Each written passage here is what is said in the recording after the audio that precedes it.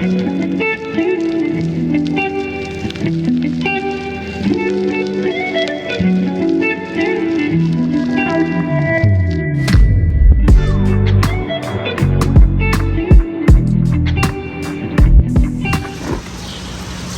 going on, y'all? We back for a special one today, live in Dayton, Ohio. Yep, we sure are, and we have a very special guest as well. We're gonna let her introduce herself. Hello, I'm Maddie. Welcome to the show, Maddie. Right. Okay, so Maddie and Devin were actually, y'all had a childhood friendship, right? Yeah, at the same hall. Okay, very cool. So we're just gonna get into the questions. Maddie, how long were you a witness? I was a witness for about 20 years, so basically from birth. 20 years. Yep. How far back does it go for you? Like, how many generations? My grandparents, it started with my grandparents on honestly both sides. And basically they, in their adult years from, I'm sorry, my God, I'm getting nervous. You're fine. You're fine. Okay, so how far back does this all go for you? So it basically just goes back to my grandparents. So when my grandparents were in their adult years and had their kids, they basically got my parents into it. Okay, so that's 3 generations. Yes, 3 generations. 3 generations, all right. So how would you describe your experience growing up as a Jehovah's Witness? And you can kind of do it in stages, like how was it for you as a child? My experience, if I had to say, so I went through a period from like, I would say like maybe 2nd grade or so up until I was in like 6th grade, where we ended up moving out of the state from like pretty much all of my family. And so my mom, we weren't really going to the hall like that. Right. So we had like a little small period, where we just didn't go to meetings or anything, except for when I would come back to Dayton to visit, my grandmother and them. But it wasn't until maybe we moved back where I got like fully like more involved and got baptized and all of that. But I would say like the experience with that, it caused a lot of anxiety. Yeah, I'm sure. Relate to that. Definitely can relate to that. Okay, so you did mention that like whenever you were a kid, you kind of were going only whenever you were coming back over here. And so when did you like start going more frequently? I would say when we moved back, we actually lived in Alabama. So when we moved back from Alabama back to Dayton, that's when I would say we actually got back to fully going, to the hall. Mainly because like I said, my grandmother, all my aunts, like all of my mom's sisters live here, so it was just kind of like a different environment than what it was when we were actually living in Alabama. So I would say around that time. Okay, that makes sense. And how about as you were starting to get older into your teenage years, did it change? Did you have like more witness friends or? I had a lot of witness friends. I mean, it was like 15 of us. So we had a lot of witness friends. We were always going out and field service together. Yeah. Okay. Speaking of witness friends, I was asked, what were the friends like? Because looking back, it's some interesting type of characters you come across, especially in the teen years with these, I guess, friends you make. I don't know. I guess my experience with like our friends, our friends, what you saw pretty much from me was what I got. Yeah. I think that, there was like maybe a few of like, I wouldn't even call them my friends, just people that like I would, come like across. Acquaintances. Yeah, that I would just kind of come across like at assemblies and conventions. They were weird. There's always like the different kinds of groups of Jehovah's Witness kids, because I feel like I hung around like a lot of the cool ones too that were okay, but then I did have a lot of ones that were like kind of awkward and just it was like that. Definitely. Like they just didn't know how to communicate, because if you think about it, like a lot of the witness kids, they were homeschooled. Yeah. So they didn't know how to like really, like I guess, engage, and they were just very socially awkward. Yeah, I agree. It's just they weren't the type of people that I tend to cling to. I mean, we had a few we had a few in our group that were homeschooled, but at least they knew how to be a person. Like be a person. Right, I feel that. Was there anything that stuck out to you as Jehovah's Witness that like you had always questioned?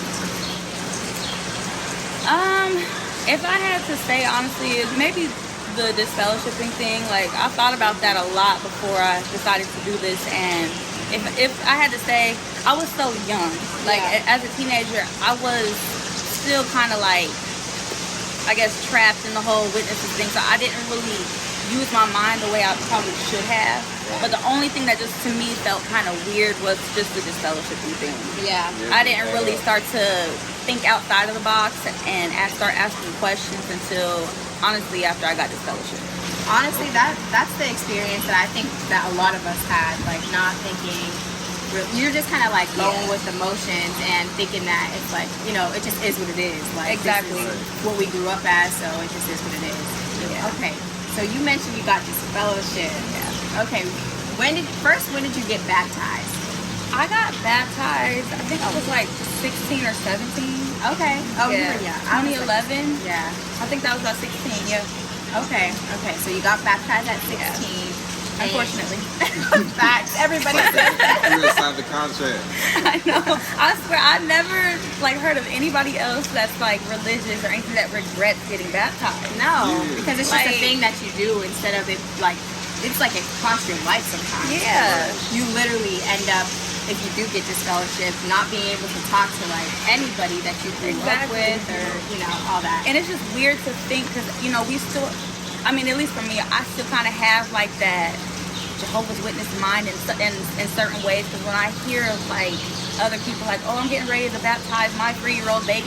For what? They can't, they don't fully understand what you're doing. Like, Yeah. It's true. Do you feel like you fully understood what you were doing at that age? I thought I did. I know. I thought I all did. did. Same. Yeah. I thought I did completely, and then whenever I look back, I'm like, dang, like I had no idea, because you're not exposed to anything else, you know? Exactly. Yeah. And then everybody else around you was getting baptized at the same Yes. time, so you feel like there's something wrong with you. Like, Yeah, and then exactly. you know it's levels to it. They look down on people who ain't really got the privileges or the baptism and all Facts. that. Yeah. Facts. That was something that we experienced when we were dating, because like I wasn't a pioneer sister or Yeah. anything, and you weren't like a ministerial servant or anything, you know? Right. It's just crazy. That's true. But okay, so you mentioned you got disfellowship. When did that happen? That happened like, I know the date, September 19th.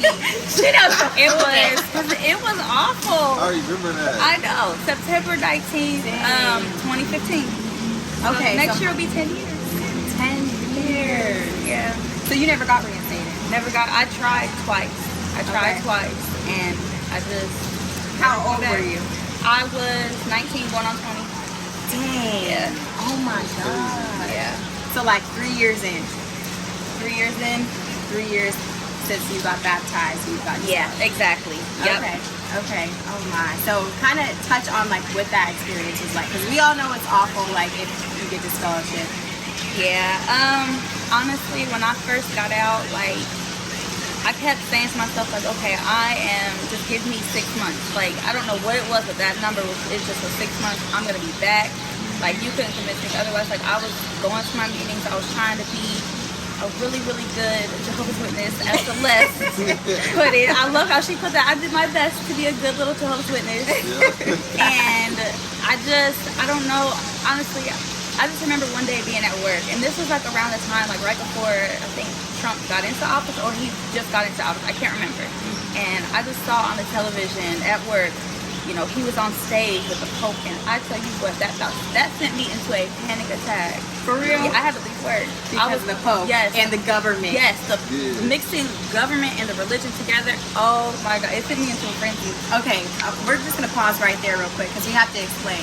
So for people who are not Jehovah's Witnesses, that was always a huge thing. That was like the mark of like the start of Armageddon. It was like when government would combine with religion, and that was the start of like the end of the times. So that's why it set her into a frenzy. Yeah, it's like a fear thing they put in it. Yeah. I thought I was going to die.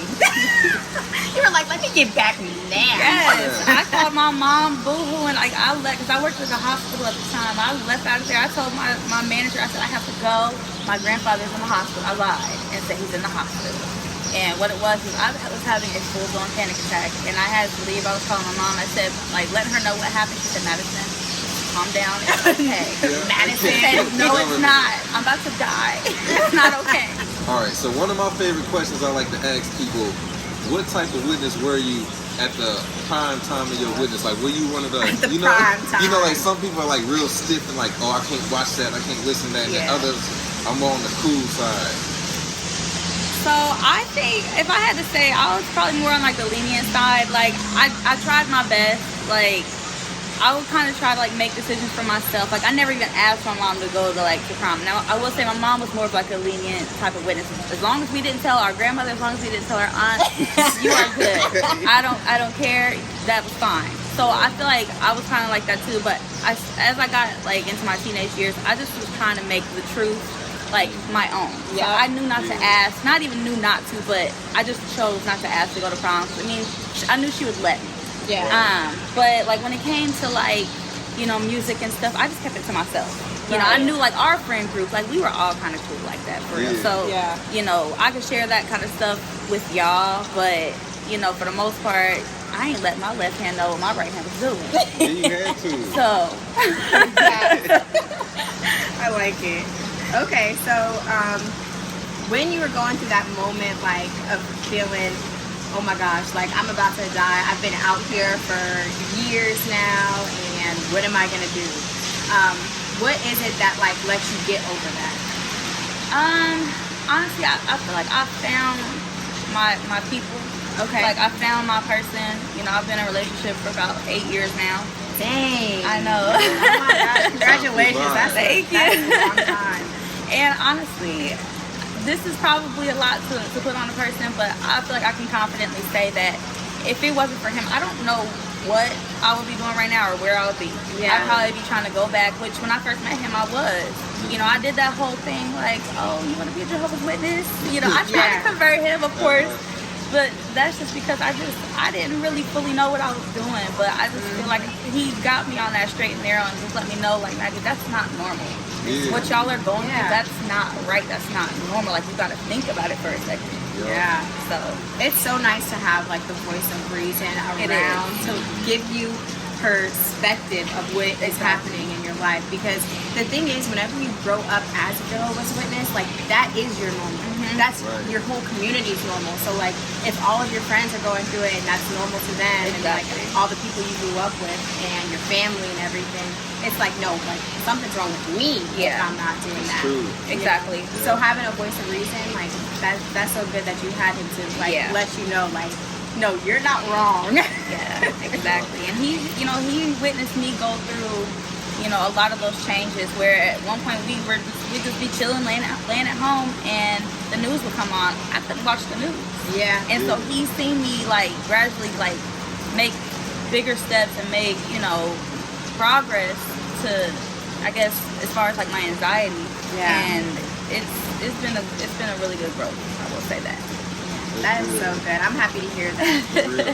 I know a lot of people that helps out when they meet somebody that has a normal mind. Because like you said, we feel like this is the regular thing because this is all we know in this bubble. Exactly. And somebody on the outside world is like, you tripping. Like, it's so much more to this life thing than what you believe in. And that, it kind of confirms something we already feel on the inside. To let us know we're not tripping. Yeah, 'cause I feel like when you're in a space that's supposed to protect you, or you're in a space where it's supposed to be like, this is the truth, this is the way, you shouldn't feel anxious about it. No. Like you should feel good. Like this is supposed to be the best life ever, but why doesn't it feel like that? Yeah. I'm so happy that you brought that out, because I think that there are so many people, like Jehovah's Witnesses in general, but then also whenever you leave, that suffer with that, like with anxiety and depression and a lot of like just mental health issues, you know what I'm saying? And you have anxiety related to that because of everything that you have been taught, and it circles around like your whole life. Just like you were saying, everything you see in the news and stuff, like it triggers it. Exactly. Like, oh my God, it's the end of time. Yeah. I mean, it's traumatic being told 20 years straight that if you don't do this, you're gonna die. Facts. Like that's traumatic. It is very traumatic. It is. And then I think that's something that a lot of people don't talk about is like, even whenever you're in, because just like you said, they're always like, oh, best life ever, but like people are constantly waiting for the end of time, constantly having anxiety associated to that. Exactly. And also just like the fear of not being good enough. And being trapped in that is just, I don't know, it's awful to be trapped in like feeling like, oh, I'm not good enough, like, you know what I'm saying? Yeah. And I feel like that's really what I went through, like if I had to say, like, for the most part, and I know this is probably like an unpopular opinion, I did not have like a terrible experience with the witnesses per se. It was more so my family. Yeah. And so it's like, you know, I'm a young girl, I'm a teenager, you know, going to out in field service, knocking on doors. You know, I'm doing what I'm supposed to be doing, but it's, you know, as I get older, of course, I don't want to go out on field service with my grandmother. I don't want to go out on field service with my aunt. I'd rather be with my friends going out on field service. Right. But it's like, you know, as far as my family, they're more so like, oh, well, you only want to go out on field service just to hang out with your friends.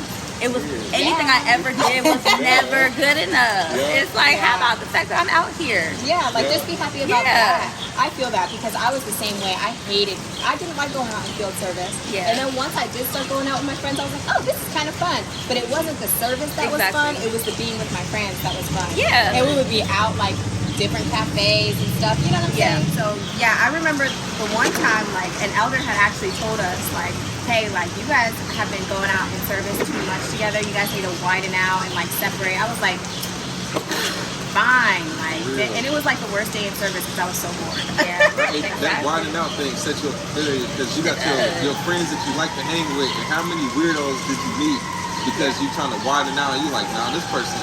This ain't it. Yeah, makes the longest 3 and 4 hours of your life. Yeah, for real. I agree. And that day specifically, like, they had us go out with, like, the oldest couple. And, like, usually that's fun.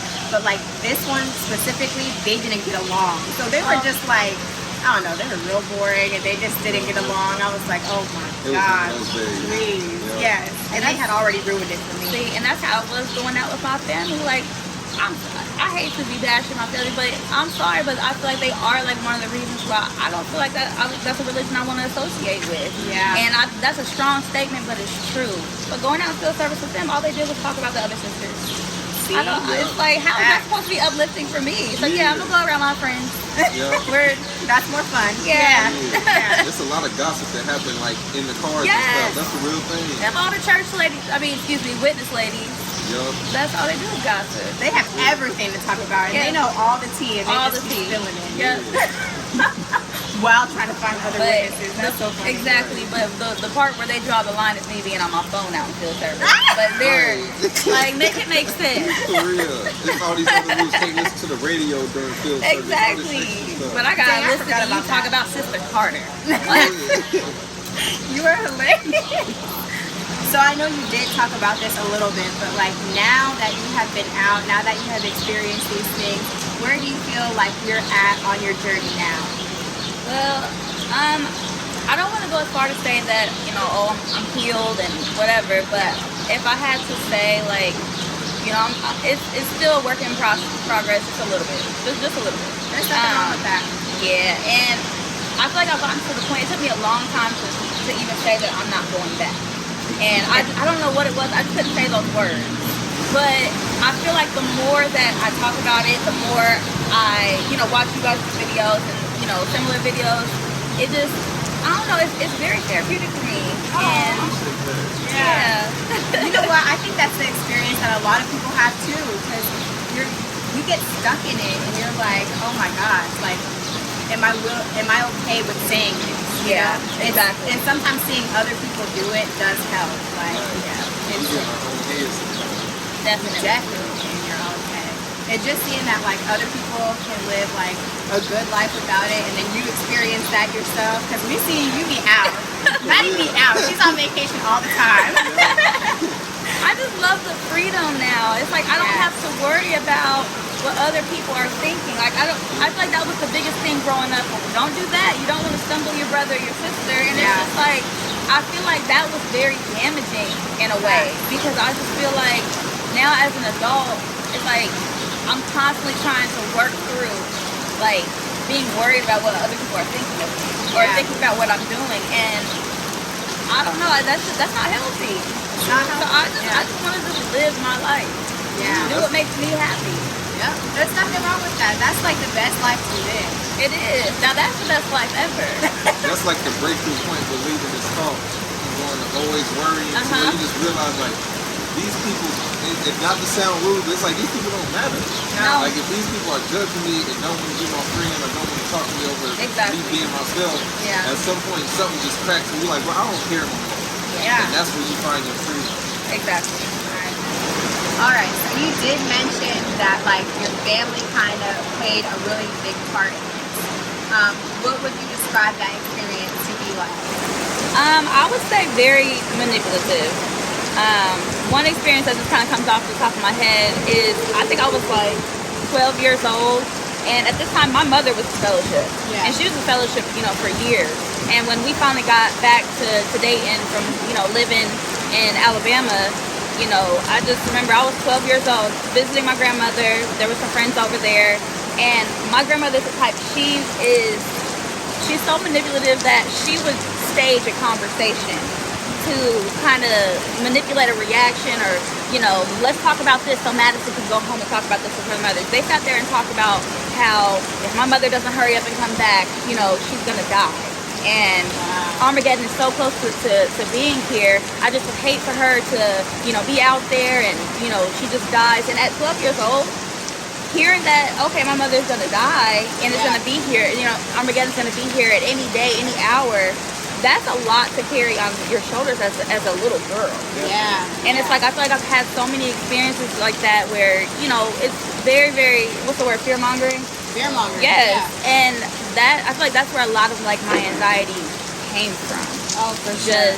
That's very, I just feel like it's very damaging to a child. Yeah. So your mom was disfellowshipped? Yes. Okay, so we like all have that in common. So I know exactly what you like, how you feel in regards to that, because I'm not saying like my family wouldn't talk about it, but like even me just hearing about it, like, oh, Armageddon, and like the people who are disfellowshipped, which they changed that doctrine now. Side note, in that update now, like disfellowshipped people can be like, they can get raised up again. You know what I mean? Where before it was like if you were disfellowshipped going into Armageddon, like that was it. Like you were being destroyed kind of stuff. And so I remember always thinking about that, and it almost made me feel like I had to make up for my mom's mistakes. Yeah. Did you ever feel that way? Yeah, and I feel like it was almost expected of me. Yeah. I feel like it's not really talked about enough how being like the last, I guess, good Jehovah's Witness left in like your family or your immediate family, is you have a lot of pressure on you. A lot of pressure. You feel like you need to redeem the whole bloodline. Like, And you kind of are taught to look at your mom as less than, or like mom got a burden on her back. Yeah. In reality, mom like doing the best you can. Exactly. As if like they're not good people. Exactly. And that's what I didn't like at all. Cause I mean, obviously I was with my mother every single day. Just because she may be disfellowshipped and whatever the case may have been, she was still an amazing mother. Right. That was never noted. That was never talked about. It was just like it was always where she lacked. Exactly. Instead of like, yeah. And that's all some old stuff. Right. Like she might have did this one so-called Jehovah's Witness mistake. Other than that, doing her job as a mom, but none of that count. It doesn't count. Imagine judging somebody for years and years off of like one mistake. Like that is wild. It's not even a real mistake. Facts, that part. Yeah. Okay. All right. So during the time of being disfellowshipped, what was like the transition for you going like, all right, I'm definitely not about to strive to get back with my 6-month goal that I used to have, to being like, you know what, I'm not going back. 6 months is quick. I know. I think for the longest time, I was avoiding any type of conversation or research or whatever that would, I guess, put me in that mindset that, oh, I'm not going to go back. You see what I'm saying? And it's just so crazy because I went as far to, I was so scared to even get on airplanes because what if I died? Then now I'm not gonna be now I'm not gonna be reinstated, and I'm gonna be dead forever. Like I feel like I avoided so much stuff during that time, and I didn't finally get to a point where I was comfortable enough to do my own research until maybe like year 2 or 3. Wow. And honestly, the person that actually opened that door up to me was my cousin. And he had been disfellowshipped for a little bit, and just some of the stuff that he was saying was just mind-boggling to me. It's good that you bring that out, because I think that happens with a lot of people as well. Like, you don't just jump straight into like looking up about the organization and stuff like that, because it is so taboo. Like, that's not something that you do, especially if you leave out that way where you're disfellowshipped. It's not really like you're choosing to just leave. It's like you're also putting yourself in the place where like, okay, well, I didn't do something right, so who am I to like look up bad stuff about the organization? You know what I mean? It's my fault. And I mean, of course you're told all your life that that material comes from Satan. Yeah. And so Yeah. it's like I felt like I would have been like, what is the word? I don't know. It's like Satan gonna jump on you and Yeah. take control of your mind. Yeah, he's gonna take control of my mind, and now I'm That's not gonna how I want to felt. go Yeah. back. That's how I Like, That is crazy. and that's not cool because it's like you're in a whole religion where no, you're only allowed to read our material. That's crazy. Yeah. Like That's anything it. else is from Satan. Yeah. That's Yeah. simple. But like skip over the fact that some of this information is coming from full blown elders, for people who used to be elders. Yep. You know, Exactly. and that's problematic.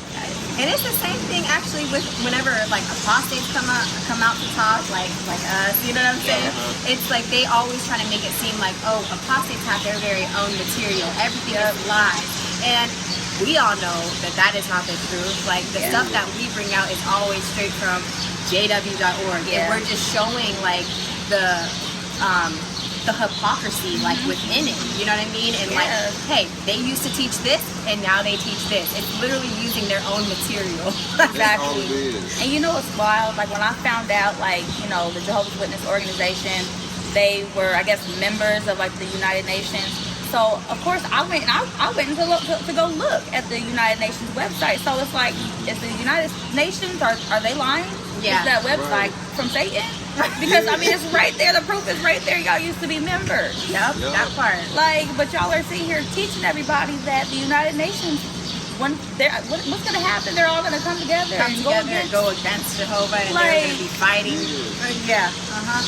Just like who's lying, and you'll convince yourself that they lying, even when you first come across this information. It's like, all right, I'm tripping. Maybe I'm reading the wrong thing, and then after a while, it's like, no, this is them. Yep. Yeah. And honestly, that's why I try to tell people, like, I've had friends that, you know, we grew up with, they get disfellowshipped, and either I reach out to them or they, you know, reached out to me. And, you know, one thing I always tell them is I feel like it was like a rumor about me going around that I was like an apostate and I'm getting people to, you know, stay out, which was like, that was never even the truth. I feel like I was always straightforward with people. Like, when you're ready, you do that on your own. Yeah. That's not for me to bombard you with the stuff that I've learned. Exactly. I've never been the one to be like, oh, you should just stay out, girl. Have you ever heard, did you ever hear that they did this? Yeah. No. No. Find out on your own. Because it took me a long time to feel comfortable to even want that information. I would get mad at my sister, who was disfellowshipped at the time too, for, you know, even bringing something up, you know, along those lines. Yeah. You gotta be ready.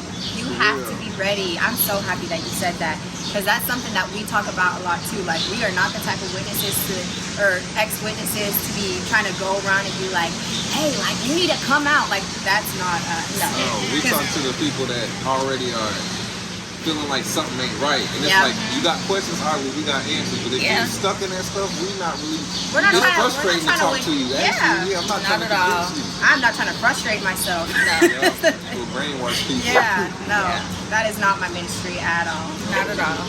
So you mentioned like some of the family that's like witnesses that's stuck in this stuff that's real judgmental. Do you have any family members that's the exact opposite? Just like, nah, we not with that stuff. I know you had mentioned a sister. Yeah, my sister, honestly, I feel like, I was just saying, I feel like I'm blessed. I don't care. Period. There's nothing wrong with saying I that. feel like it's a blessing because I never really truly felt alone out here, because I was one of the last ones in my family to kind of make their way out. Like my sister, I had a few cousins, you know, and you know, I just feel like they kind of tried to like, you know, guide me as much as they could. Yeah. But like I said before, I mean, I had to be ready to talk about that kind of stuff and Yeah. research and listen, you know, all of that. Yeah. But- Even accept the information. Yes, Yeah. exactly. Yeah. That's true. I remember your cousin was talking about that stuff while we was like this fellowship, and I wasn't trying to hear, but Max was like, he was so ahead of his time with this stuff, and he Yeah. had to be probably late teens, early 20s, and he like, yeah, this is a Wow. cop. Yeah. He's like, yeah, that stuff is all fake. He was one of the young ones Oh to my get out. gosh, he was way ahead of his time. Yeah. But it's just crazy though, because I cannot express it enough. Like, you have to be ready, because I look back at so many of us who that was the organization, that was our way of life, that was everything. Yeah. But when we were finally ready, it's like, now look at us, we're all thriving. That Right. part. You know, I feel like Emphasis on that. Yes. Yeah, we happy. And I just feel like one of the things about like being disfellowship, people expect you to get out here and be bums. Like they expect you to Come crawling back. Yes.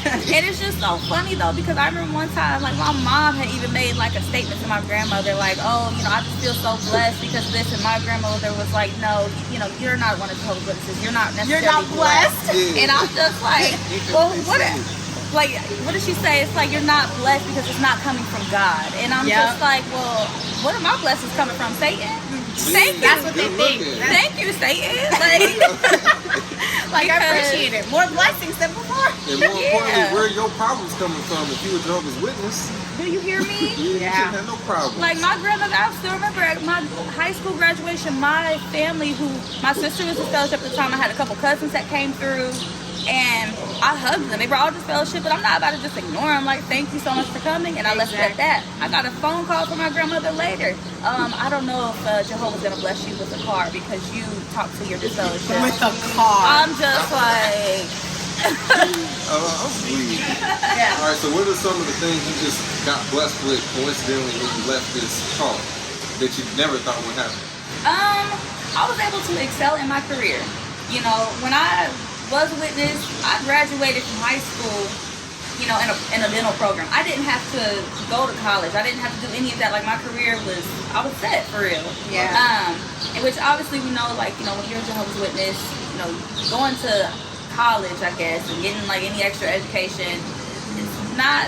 It's looked down on. Yeah, It's looked down on. exactly. And I just feel like I feel like if I would have still been a witness, I wouldn't be where I am in my career today, which is something I'm very passionate about. I love dentistry. But I just also too, like, remember even back then when I got my dental assistant stuff, like, I called my grandmother with good news, and, you know, I'm expecting, I don't know, I guess when I see Congratulations. exactly something, because it's like my first thing that I said was, I don't have to go to college. I can go and knock on doors full time. Like, I really was trying to be like that witness, but it just goes back to what I was saying before. It's never good enough. But it's Yeah. like then when I look back and I see how, you know, my family took my 24-year-old cousin out to eat to celebrate her getting her driver's license. That's Like, crazy. it makes sense. But it's like, yeah, it just was never good enough. You're just backwards. It is super backwards. And I think that a lot of the things that we can now view as blessings were something that, like, we really couldn't view as blessings Yeah. back then. You know, even Exactly. like being able to, like, travel and stuff and do things like that, like, they viewed it as like, oh, you're being materialistic, like, you're showing Yeah. off, like, and it has nothing to do with that. Like, we're allowed to go and experience just like everybody else. And I think a lot of the time whenever people are kind of talking in that way, like, where nothing is good enough, it comes like it's a form of projection. You know what I mean? about to say that. I agree. Yeah. But I it agree. is because I just remember even people that were in the organization that, like, had nice cars or nice houses or something, and, like, there would always be somebody, like, talking down on them, and it would be from a form of lack. Like, you got to try to knock somebody else down because you feel some type of way about your Yeah. own life. You know what I'm saying? Exactly. Like, I'll never forget, there was this one guy that I think at the time I was, like, kind of interested in, and I showed my grandmother a picture of him, and, you know, he was obviously worked out. She was like, well, how does he have time to go to the hall and go out and field service if he's buff like that? And I'm just like, dang, can he just I don't know. For real. They would that's kill just- people with that. Yeah. With everything. Always gonna down talk somebody. Yeah, Real. just anything imaginable that, like, we can view as something successful could always get knocked down in Always. some way and twisted Yep. to be like a negative thing. Like, oh, they're not putting Jehovah first Exactly. if they have time to go to the gym. Like, You shouldn't have time for nothing. yeah, Exactly. I'm like, isn't your body supposed to be a temple? Like, aren't you For supposed? real. Like, come on now. Exactly. All right, Maddie. So, how would you say, like, your mental health is doing now? I would say now it's gotten so much better, and I can finally watch the news. Period. Yeah, but no, it's gotten so much better. I feel like I've grown in so many, you know, different ways. Just being able to just do everyday, you know, normal life stuff. Yeah. So Yeah. Oh, that's so much progress. Yeah. Like that, I would view that as a success in itself. yeah. Yeah. Definitely. I don't know if we got to talk about it on camera, but so many people are afraid to even just talk about their experience to Yeah. where other people might see it. So Yeah. what's some advice you would give to those people that are just afraid to even talk about this whole experience? I would just say take your time. You know, Yeah. everybody's journey is different than somebody else's. Yes. And, you know, when you're ready, you'll figure it out. Yeah. That's like we all have to do. And, you know, don't be afraid to talk to somebody about it. I feel like talking about it is honestly what's got me to where I am today. Yes, and if you have to, like, I think that a lot of us will put emphasis on this too, but like even seeking out a therapist or something, one that's not a Jehovah's Witness, obviously, okay? Because whenever you're in the organization, they try to tell you like, listen, you could go see a therapist, but make sure it's a Jehovah's Witness therapist. I actually have a funny story. My sister, she went to go get a therapist, and it ended up being a Jehovah's Witness, and like only the therapist knew her. Like my sister was like, oh, she looks a little bit familiar, but like she didn't think about it. So she was like just pouring out like everything that she had been feeling and stuff. And she goes to make her next appointment, and the lady's like, you know what? I think that I know you, and I was Jehovah's Witness. Like I'm a Jehovah's Witness, and I think I know you. My sister was so embarrassed, and I'm like, dang, sis, like it's not your fault. And she should have stopped you whenever she realized that she knew you. Trying to fish out information to Yeah. others or something. Yes, I was like, oh my gosh, that's terrible. So Thank God for confidentiality because Lord, That part. oh That my part. goodness. no, Say for something real. you get sued. Yeah, Real, that part. yes. Real. Lose your license. I will sue you. But yeah, if you need to seek out like a therapist or something to really give you perspective on your situation, perspective is so important. Because when you're stuck in your bubble and like all you can hear is your grandma's voice, or all you can hear is like this elder's voice, like you're just stuck in that mentality, and it takes somebody else to help you realize like, okay, this stuff that I'm learning, like it's not normal. Yeah, And like what I'm going through is not normal. Like, but yes, all of this should not be tied to like religion. This is religious trauma, really. It is. It absolutely is. All right. That's all it takes, really. And we kind of talked about the steps to go forward, but most importantly, you're not wrong. Like Yeah. that's something you really got to convince yourself. Like I shouldn't feel bad for telling the truth. Yep. There's nothing wrong with me. It's something wrong with the people that don't understand, and that helps you become more comfortable with having these conversations. Yep. That's it right I agree. there. Thank you, Maddie, so much for coming on Appreciate it. today. Thank you for having me. This honestly, like I said, I can't stress it enough. These type of conversations are very therapeutic. Oh. And it's nice to talk to people who actually understand you and have been through what you've been through. And if I had to say my little piece of advice, just don't be afraid to talk to people that you can actually trust. Yes. So, Yes. That I part. agree. yes, but thank you so much for having me. Of Dude, course. thank you for joining us. I know. All right, that is it. Go ahead, babe. All right, don't forget our healing journal will be in the description, the chemo version and the regular version. We got our Instagram at Awaken Truths IG. We just made a TikTok, right. Awaken Truths LLC. Hit that one up because we got skits and stuff on the way. And what else you got for them? Don't forget to like, comment, and subscribe, and we will catch you guys in the next one. All right, peace.